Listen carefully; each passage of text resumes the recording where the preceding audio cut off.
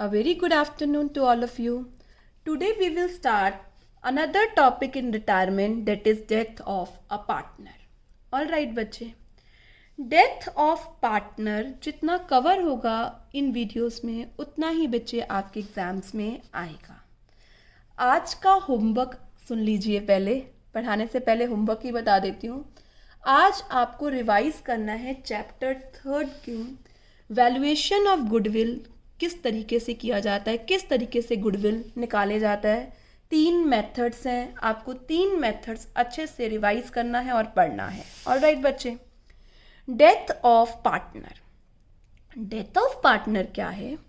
किसी भी पार्टनर की डेथ हो रही है तो जो उसको अमाउंट पे करना है, बेटा वो तो रहा नहीं है ना, तो जो अमाउंट उसको पे करना है वो पे करना होगा उसके लीगल रिप्रेजेंटेटिव. बेटा जो भी उसके बेसिस पर उसके घर के लोग हो गए या कोई भी जो भी उसका मैं कह सकती हूँ जिसके नाम भी उसकी विल है, तो वो बेटा क्या करेगा, अमाउंट रिसीव करेगा बिजनेस से, तो उसे बोलते हैं लीगल रिप्रेजेंटेटिव.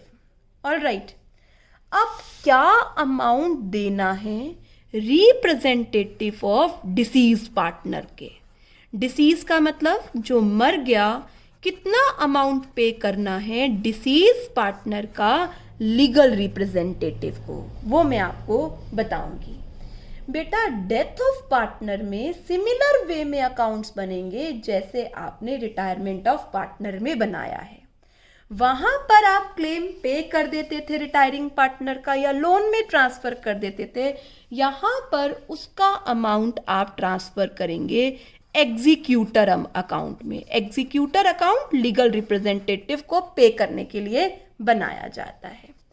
अब जब आप डिसीज पार्टनर का कैपिटल अकाउंट बनाएंगे, क्योंकि आपको ये निकालना है कि कितना पैसा पे करना है डिसीज पार्टनर को, तो डिसीज पार्टनर्स का कैपिटल अकाउंट बनाएंगे तो क्या क्या चीज़ें क्रेडिट होंगी, क्या डेबिट होगा, वो मैं आपको बता रही हूँ. आप अपने मेरे साथ लिख लीजिए.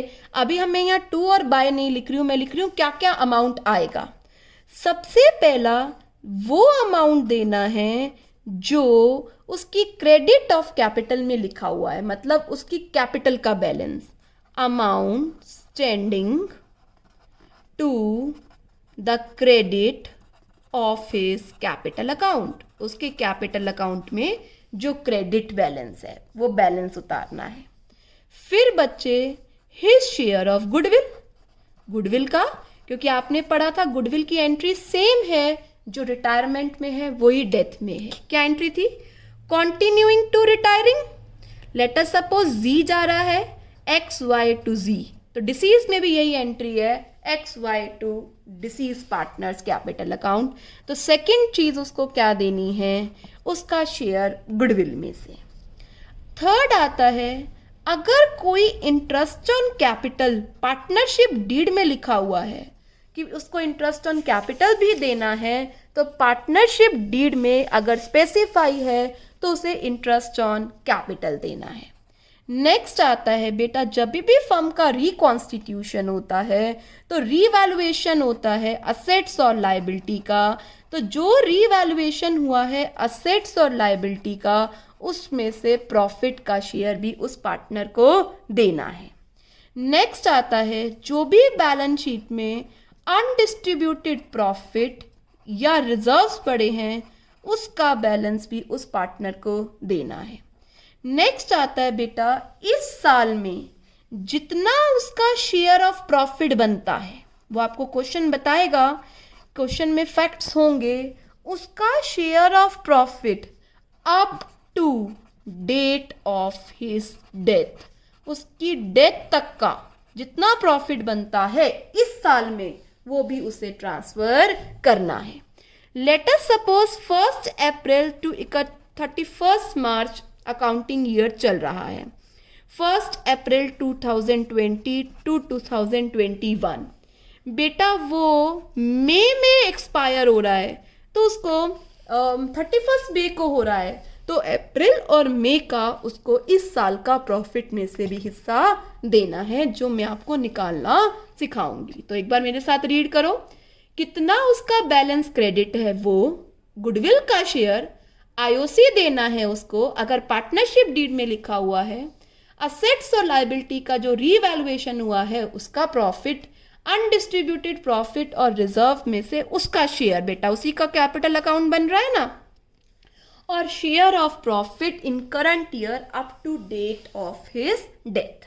तो ये सारे आपको डिसीज पार्टनर को क्या करने हैं, पे करने हैं। ऑलराइट, अब डिसीज पार्टनर से डेबिट क्या क्या हो सकता है, कोई ड्राइंग्स है तो ड्राइंग्स लेनी है, ऐसे ही उससे इंटरेस्ट ऑन ड्राइंग्स चार्ज करना है, कोई रीवैल्यूएशन का लॉस है उसमें से शेयर लेना है, कोई अनडिस्ट्रीब्यूटेड प्रॉफिट में 2 हटा ही देती हूँ बच्चे, सिर्फ हम यही लिख लेते हैं, drawings, interest on drawings, revaluation का लॉस, अनडिस्ट्रीब्यूटेड लॉसेस हैं जैसे P&L का डेबिट बैलेंस, जैसे एडवर्टीजमेंट सस्पेंस वो करना है, और बेटा कोई गुडविल ऑलरेडी बैलेंस शीट में आ रही है उसको क्या करना है, राइट ऑफ। तो इन आइटम से उसका अकाउंट क्या हो जाएगा, कम हो जाएगा। इनका जो बैलेंस निकलेगा वो आप डिसीज पार्टनर के लीगल रिप्रेजेंटेटिव को ट्रांसफर करेंगे। वो हम ट्रांसफर करते हैं to amount transfer to executor account. Executor account होता है लीगल रिप्रेजेंटेटिव का। ऑलराइट, सबसे पहले ये सभी मेंशन्ड एडजस्टमेंट करनी है, फिर ये बैलेंस निकालना है और उसके एग्जीक्यूटर अकाउंट में ट्रांसफर कर देना है। अगर आप अभी उसे पे नहीं कर रहे हैं तो आपको उसे पे करना होगा 6% इंटरेस्ट के साथ from the date of death to date of payment. Alright बच्चे, ऑलराइट। और वो ये भी कह सकता है कि तब तक मैं प्रॉफिट में से शेयर लूँगा, जो भी उनकी आपस में अंडरस्टैंडिंग हुई है उस बेसिस पर आपको ट्रांसफ़र करना है। ऑलराइट, तो 6% इंटरेस्ट लगता है जिस दिन से उस पर्सन की डेथ हुई है, डेट ऑफ डेथ से लेकर up to date of final payment तक। ऑलराइट बच्चे, तो ये आज हमने बनाना सीखा डिसीज पार्टनर का capital account by balance BD, by share goodwill, by IOC, by revaluation, by reserve और undistributed profit, by P&L, suspense मैं सिखाऊंगी क्यों सस्पेंस वर्ड बोल रहे हैं, to drawings, to IOD, to revaluation loss, to undistributed loss, to goodwill written off, to balance transfer to executors account. Alright, और payment executor account में जाकर करना है, यहाँ नहीं करना क्योंकि डिसीज पार्टनर तो है ही नहीं। अब हमारे लिए कौन है उसका लीगल रिप्रेजेंटेटिव, तो एग्जीक्यूटर में ट्रांसफर करना है। ठीक है बेटे, आज का हमारा काम क्या है, आज हम सिर्फ क्या सीखेंगे, उसका प्रॉफिट का शेयर कैसे निकालना है। ऑलराइट बच्चे, तो हेडिंग डालो आप अपनी नोटबुक्स में, कैलकुलेशन ऑफ प्रॉफिट। किस तरीके से प्रॉफिट कैलकुलेट करना है। अगर डेथ पार्टनर की किसी भी दिन हो रही है, किसी भी मंथ में, तो वहाँ से तक का जो भी प्रॉफिट मिलता है उसमें उसको क्या मिलेगा, शेयर। जैसे अभी मैंने आपको बताया हमारा फाइनेंशियल ईयर 1 अप्रैल 19 से 31 मार्च 20 ख़त्म हुआ है, और वो पर्सन, ये तो ख़त्म ही हुआ है, चलो हम करंट ले लेते हैं। 1 अप्रैल 20 से नया फाइनेंशियल ईयर शुरू होकर 31 मार्च 21 पर जाएगा, और उसकी डेथ हो रही है 1 मई को। तो बच्चे जो उसको प्रॉफिट का शेयर देना है वो कहाँ से देना है, बिगनिंग ऑफ द ईयर से लेकर till the date of death. बेटा अप्रैल के मंथ में तो वो रहा ना, तो अप्रैल का मंथ का तो उसे प्रॉफिट मिलना चाहिए, बिल्कुल ट्रू। तो अप्रैल के मंथ का प्रॉफिट किस तरीके से कैलकुलेट करेंगे, वो 2 बेसिस हैं, मेरे साथ नोटिंग करो। या तो टाइम बेसिस पर होगा, या बच्चे टर्नओवर को आप क्या बोलते हैं, सेल्स बेसिस पर होगा। ऑलराइट, दो बेस हो सकते हैं क्वेश्चन में वो प्रॉफिट कैलकुलेट करने के, one is time basis and another one is turnover और सेल बेसिस। आज मैं आपको टाइम बेसिस का क्वेश्चन सिखाती हूँ। फैक्ट्स नोट कर रही हूँ मैं, इलस्ट्रेशन 58 हम डिस्कस कर रहे हैं। फैक्ट्स में क्या गिवन है, ए बी सी पार्टनर हैं, ऑल राइट। 31 मार्च को अकाउंटिंग ईयर क्लोज हो रहा है। ए डाइड, अब डेथ के क्वेश्चन हो गए तो वर्ड क्या आएगा, died on 30th June 2018 and according to the agreement the share of profit of deceased partner, बेटा अब जो ईयर शुरू होगा उसका प्रॉफिट का बेस बता रहा है वो। according to the agreement the share of profit of deceased partner up to date of death, वो आपको किस बेसिस पर लेना है, average profit of last 5 year. Last 5 years के प्रॉफिट के एवरेज के बेसिस पर आपको उसका प्रॉफिट का शेयर देना है। इस साल का तो आप प्रॉफिट अभी निकालेंगे नहीं, इस साल का प्रॉफिट तो 31 मार्च 19 को निकलेगा ना। तो मेरा अकाउंटिंग ईयर क्या चल रहा है, 1 अप्रैल 18, खत्म कब होगा, 31 मार्च 19, और वो पर्सन कब मर गया, 30 जून 18 को मर गया। तो अप्रैल में और जून का उसको क्या मिलेगा, प्रॉफिट में से शेयर मिलेगा। कैसे निकालना है, average profit of last 5 year. तो सबसे पहले मैं 5 ईयर्स के प्रॉफिट का एवरेज निकाल रही हूं। बताना बच्चे, 14,000 प्लस 18,000 प्लस 16,000, लॉस है 10 plus 16,000 divided by number of years 5, तो ये आ रहा है एवरेज प्रॉफिट कितना, 10,800। अब पिछले साल का आपने बेस तो ले लिया 10,800, 10,800 का प्रॉफिट कितने मंथ्स के लिए, अप्रैल मई जून, कितने मंथ्स के लिए, 3 मंथ्स के लिए, ऑल राइट। ये प्रॉफिट में हिस्सा तो सबका है, पर मुझे किसका चाहिए, डिसीज पार्टनर का।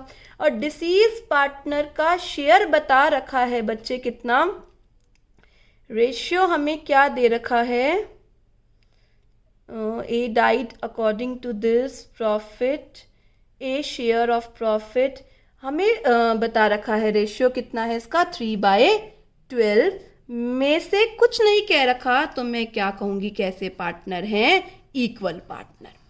तो मैंने बच्चे क्या किया, 2 चीज़ें मल्टीप्लाई किए हैं। सबसे पहले ध्यान से सुनो, हम कर क्या रहे हैं। ये पर्सन जून में डेथ हुई है इसकी, इस साल का इसको प्रॉफिट मिलेगा, कितने महीने का, 3 महीने का। कितना मिलेगा, कौन सा बेस लें, कहता है आपको किसी पर्टिकुलर साल का बेस नहीं लेना, आपको 5 साल का एवरेज करना है। कितने मंथ्स के लिए, 3 मंथ्स के लिए। ये प्रॉफिट में हिस्सा तो सबका है, ये क्या है, 1/3 शेयर, उसको आपको निकालना है। तो ये प्रॉफिट आएगा कितना, 900। ऑल राइट बच्चे, तो आपको क्या करना है, 900 का प्रॉफिट डिसीज पार्टनर के लीगल रिप्रेजेंटेटिव को देना है। ठीक है, अब ध्यान से मेरी अगली बात सुनो। क्या आपको ये फैक्ट समझ में आ गए, हम कर क्या रहे हैं। करंट ईयर में उसका प्रॉफिट कितना बनता है, वो प्रॉफिट में से उसको हिस्सा देना है। वो प्रॉफिट का बेस कुछ भी बता सकता है, वो प्रॉफिट का बेस आपको वो लेना होगा और 2 चीजों से मल्टीप्लाई करना है, याद रखना, up to date of death, all right, and second part is उसका शेयर, ऑल राइट। टाइम के अकॉर्डिंग निकाला ना, इसीलिए इसे क्या बोला है, टाइम बेसिस। अब 2 चीजें हैं, अगर प्रॉफिट रेशियो में कोई चेंज नहीं आ रहा, no change in profit sharing ratio, और प्रॉफिट रेशियो चेंज हो गया है, न्यू रेशियो 3:2 है, ऑल राइट। बेटा मैंने आपको बताया था, एक भी पार्टनर डिसीज होता है, रिटायर होता है, तो जो रिमेनिंग होता है वही न्यू और गेनिंग बन जाता है। अगर प्रॉफिट रेशियो में कोई चेंज नहीं आ रहा, तो एंट्री पास करनी है, अपनी अपनी नोटबुक्स में लिखो, profit and loss suspense account debit. Ma'am आप सस्पेंस क्यों लिख रहे हो, प्रॉफिट तो बांट रहे हो, P&L लिखो। बेटा ये प्रॉफिट अभी एस्टिमेटेड प्रॉफिट है, ये इस साल तो अभी आपने पूरा कमाया ही नहीं है, तो क्या वर्ड लिखते हैं, P&L सस्पेंस अकाउंट। किसको दे रहे हैं, डिसीज पार्टनर को। डिसीज कौन है? ए। तो क्या एंट्री बन गई? P and L suspense account debit to S capital account. कितना प्रॉफिट बचे? 900। ये एंट्री तब करनी है जब प्रॉफिट शेयरिंग रेशियो में कोई चेंज नहीं आ रहा। अब late us suppose profit sharing ratio में चेंज आ गया। प्रॉफिट शेयरिंग रेशियो में क्या आ गया? चेंज। इधर देखो बेटा, ऑलरेडी शेयर क्या था? ऑलरेडी शेयर था ए बी सी का 1:1:1। न्यू रेशियो क्या हो गया बी एंड सी में? बेटा 3:2। सबसे पहले आप क्या निकालो? Gaining ratio. New ratio minus old ratio. New ratio कितना है? बी का न्यू रेशियो कितना है? 3/5।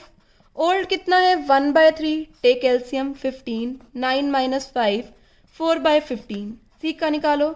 सी का न्यू रेशियो क्या है? 2/5। सी का ओल्ड रेशियो क्या है? 1/3। 15 6 - 5 1/15। तो गेनिंग रेशियो कितना आ गया? 4:1 आ गया। All right. अगर प्रॉफिट शेयरिंग रेशियो में चेंज हो रहा है तो रिमेनिंग पार्टनर फ्यूचर में इनको फायदा हो रहा है, गेन हो रहा है इसके जाने से, कंपनसिएट करेंगे किसको बेटा? डिसीज पार्टनर को। ऐसे केस में एंट्री होगी remaining partners capital account debit, B debit, C debit, और किसको देंगे बेटा? वो ए को, एस कैपिटल अकाउंट। प्रॉफिट हमने पिछले स्लाइड में निकाला था, कितना प्रॉफिट था बच्चे? 900 को। तो 900 बाइफरफिकेट कर दो किस में? मैम यहाँ पी एंड एल सस्पेंस क्यों नहीं लिखा बेटा? उसके जाने से फ्यूचर में इनको गेन हो रहा है, तो इनको रिटायर्ड डिसीज पार्टनर को क्या करना पड़ेगा? कंपनसिएट करना पड़ेगा। तो आज हमने शेयर ऑफ प्रॉफिट निकालना सीखा। 2 बेसिस हैं, टाइम बेसिस, सेल्स बेसिस। अभी हमने आज कवर किया है टाइम बेसिस। टाइम बेसिस में सबसे पहले आप बेस देखो क्या कह रहा है, उसको 2 चीजों से मल्टीप्लाई करो। क्या? Up to date of death और उसका शेयर। अगर प्रॉफिट रेशियो में चेंज नहीं है तो एंट्री कर दो P and L two suspense. अगर प्रॉफिट रेशियो में चेंज है तो एंट्री करो कॉन्टिन्यूइंग टू रिटायरिंग या disease partner capital account. Alright, तो आज हम यहीं तक इस टॉपिक को कवर करेंगे। कल के वीडियो में मैं आपको सेल्स बेसिस समझाऊंगी कि सेल्स बेसिस पर कैसे निकालते हैं। Hope you understand how to make deceased partners capital account. Simultaneously do revision of chapter number 3 and topic जो आप कवर करेंगे वो होगा किस तरीके से कैलकुलेट करते हैं हम goodwill. There are 3 methods, let us recapitulate. One is average profit, second one is super, and third one is capitalization. Average profit, goodwill is equal to average profit into number of years of purchase. Super profit, goodwill is equal to super profit into number of years of purchase. Super profit is equal to average profit minus normal profit. Normal profit is capital employed into normal rate of return divided by 100. Capitalization divided into 2 parts, capitalization of average profit, capitalization of super profit. Capitalization of average profit क्या कहता है? capitalization of average profit, first of all find out average profit, then capitalized value of average profit, then capital employed. Now find out goodwill, step number 2 minus step number 3. Capitalization of super profit into 100 over normal rate of return. How to calculate average profit? In order to calculate average profit, अगर कोई abnormal gain है तो आपको उस year के profit में से हटाना है, कोई abnormal लॉस है उसमें ऐड बैक करना है। साथ में ही बच्चे कोई बिजनेस का एक्सपेंस है जो दिखा नहीं रखा माइनस करना है, कोई बिजनेस की इनकम है जो इंक्लूड नहीं कर रखी वो ऐड करना है। ये सब कर आप पहले एवरेज प्रॉफिट निकालेंगे। अगर कोई ट्रेंड दिख रहा है तो आप एवरेज प्रॉफिट को कन्वर्ट कर देंगे किसमें? Weighted average by multiplying weights and divided by total of weights. तो आज आप इसकी प्रैक्टिस करेंगे बेटा, कल मैं आपके इसके डाउट्स कंसीडर करूंगी। Hope you understand today's video. Alright student, stay home, stay